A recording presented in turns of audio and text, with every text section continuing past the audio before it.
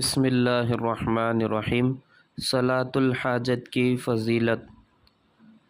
اگر آپ کی کوئی بڑی ضرورت ہو، مشکل حل نہ ہو رہی ہو، تو ایک خاص نماز ہے صلاۃ الحاجت۔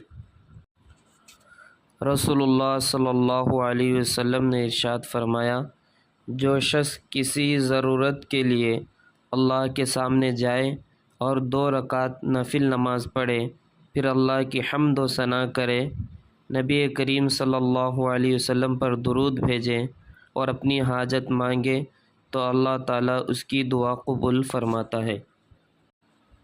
صلاۃ الحاجت کی نماز پڑھنے کے بعد تو یہ دعا کرنی ہے۔ بسم اللہ الرحمن الرحیم۔